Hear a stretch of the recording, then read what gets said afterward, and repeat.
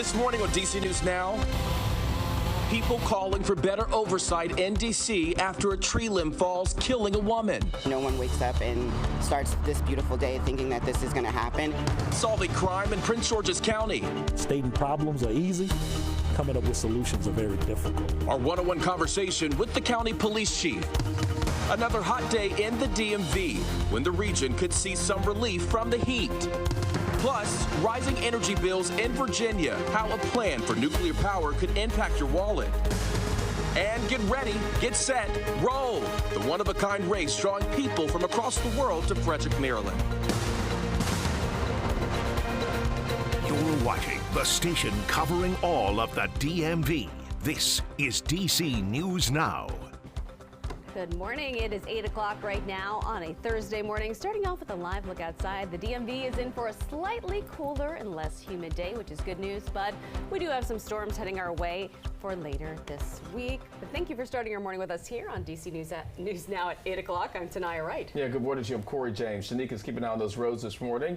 To get you out the door, we're going to check with her for the latest conditions in just a moment. But let's start things off with Jackie, who's giving us some good news with lower temperatures today. Yeah, we'll take that relief. We'll take that break from all the high heat and high humidity we've been dealing with the last couple of days, but it will be back with us next week. So I know it's a short-lived, break from all that high heat and high humidity. So that just means get outside and enjoy it if you can. We're looking at those temperatures right now, 60s and 70s for most areas. Still holding into low 80s though down towards Lexington Park. Currently DC just shy of reaching 80 at this hour, 74 in Hagerstown. But the big difference is that humidity. But we're noticing that temperature difference from yesterday morning, running about 5 to 10 degrees colder than what we started off with yesterday morning around this time. But like I mentioned before, it's these dew points where we're feeling much more comfortable with those now falling into the 50s and 60s across the area. Cold front is continuing to move its way farther off towards our east, and we'll see those dry conditions persisting today. Tomorrow, though, not so much. We'll be tracking more scattered showers and thunderstorms, especially for our eastern areas. I'll have more details and the timing of those coming up in my full weather forecast.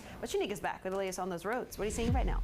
All right, well, I'm still seeing tracking delays along PW Parkway. Really, this is the biggest crash we're dealing with this morning on your major roadway. So this stretch here heading northbound just past Powder Mill Road, it is still completely slow because of this crash in Laurel. Not sure why it's taking so long to clear this situation up. This crash has been here for about an hour now. So right near 197, that right side is blocked if you're heading toward Baltimore, farther toward, I'd say, BWI Airport. Yes, this is where you'll get stuck right off of the Capitol Beltway, which, by the way, is looking good through Prince George's, Montgomery, and into Northern Virginia.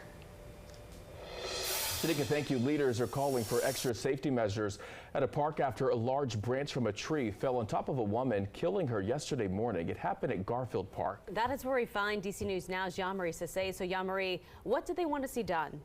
You can see the tree where that branch fell from has been completely removed, and now flowers rest in that area where that tree once stood in honor of the woman that lost her life just yesterday. Now, this tragic incident definitely raised a lot of concerns when it comes to neighbors and leaders, and DDOT says the tree was in good condition based on the 2022 inspection, but now leaders and neighbors want them to inspect every tree here at Garfield Park. DC Fire and EMS says they arrived on the scene just before 7:30 a.m. yesterday, and the witness says the woman was at the park walking with her dog and her husband wasn't too far away. He told us he heard 3 cracks and saw the woman running, and that's when the tree fell on her. And the witness, along with others, including the woman's husband, ran to remove the tree, but it was too late. Now, DDOT says the tree was in good condition and currently don't know what caused the tree to fall. In a statement on X, Ward 6 Council member Charles Allen says, I've spoken with first responders, ANC, DPR, and DDOT leaders. I also asked DDOT to conduct a review and assessment of all large trees in Garfield Park. Our thoughts are with our neighbors, family, and friends with their loss. Now, many neighbors agree it needs to be done. For me, it kind of makes me want to stay out of the park a little bit more, even though we don't frequently go through it, but just to know that one of these old trees could do this is kind of scary. We're going to continue to follow this story and bring you the latest. For now, reporting in Southeast DC, I'm Jean-Marie Sissay. Back to you guys. All right, thank you, Jean-Marie. New this morning, Prince George's County Police investigating after 2 men were shot in the Fort Washington neighborhood. This happened on Potomac Heights Drive at about 7:30 last night. Police say both men are expected to recover. And the shooting comes as Prince George's County Police work to address summer crime. They want to drive down the numbers and close more cases. And while overall crime is down, the department says it cannot let up. DC News Now's Muriel Carbone spoke with the police chief about progress he says he is seeing. The communities are crying out for help, but we're not getting the help. For local advocate Jeanette Brandon, the state of crime in Prince George's County is upsetting. I am frustrated. In April, 5 teens were shot during a senior skip day event. Last month, a 16-year-old shot and killed in Suitland. And over the weekend, a 6-year-old died after being shot at a 4th of July event. Brandon wants officials to do more. Don't wait until a 6-year-old gets killed before you get behind the podium and say you care. Stating problems are easy. Coming up with solutions are very difficult. Prince George's County Police Chief Malik Aziz says his department is driving down crime right now through its Summer Crime Initiative, which in part focuses on deploying resources in high crime areas. What we do is we drill down in those places. We find out addresses or locations that have historically driven crime there, and we put police there. It's also engaging with youth, offering summer programming like this forensics camp. Take them to water parks. We take kids out of Prince George's County, and we take them to places that they haven't been. To some people, they'll say, this isn't crime fighting, but it is. It's crime prevention. Aziz says the county is seeing progress despite public perception. Year-to-date, overall crime is down 9%, though homicides are up slightly by 4%. What we would like is for crime to remain on the negative swing. Yes, the numbers are down, but what do you say to the community when, just a few days ago, we have a 6-year-old shot and killed at a 4th of July event? Every time someone is a victim of a violent crime here, especially homicide, we all feel it. And Jeanette Brandon runs Together We Can. The organization offers various programs bringing law enforcement and the community together. Now, you can find more details on those meetings on our website. That's dcnewsnow.com.